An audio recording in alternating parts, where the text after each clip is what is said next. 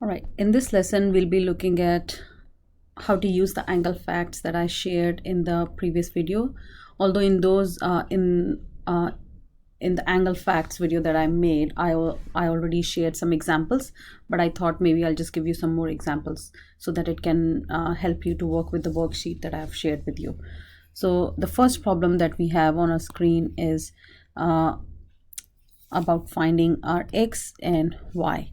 So first thing that I notice is I can see that this is a straight line. So we can clearly see it's a straight line, and we know the angle fact that angles on a straight line is 180 degrees. That means y will be 180 minus 40 degrees, 140 degrees, which means y will be 40 degrees. Don't forget to give your reason. So the reason is angles on a straight line add to 180 degrees. Now let's look at y. Now in case of y, we can see that there is a cross. So there is a cross that we can identify, and we know that when we have a cross, they form vertically opposite angles. So this is one way of solving. Another way of thinking at this example as if we just remove this if we just remove that cross, we can see a straight line. So if you just focus on the green line that I have on the screen here, so this line here, if we just focus on there, we can clearly see that there is another straight line. So you can either use the straight line rule, or you can use the cross or the vertical opposite angles. Both the ways you will get the same answer. I'm going to use vertically opposite angles here.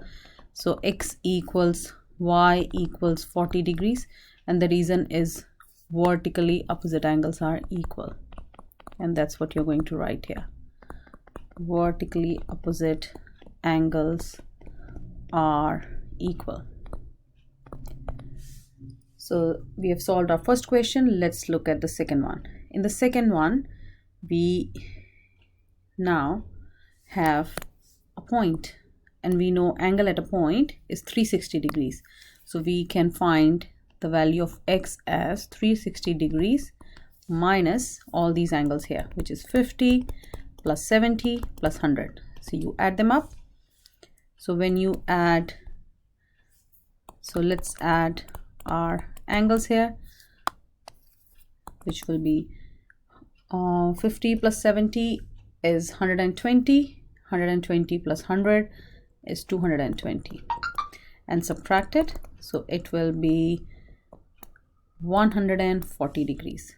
Now don't forget to write your reason here. So the reason will be angles at a point is 360 degrees, and you have solved for x. Let's find x, y, and z in this question. Now you can start with x or you can start with y. It's your wish, but I'm starting with x.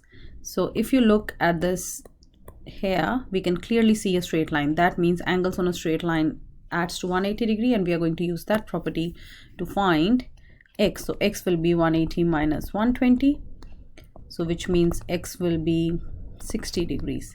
So we have found our x equals 60 degrees, and don't forget to give the reason. So the reason is angles on a straight line add to 180 degrees.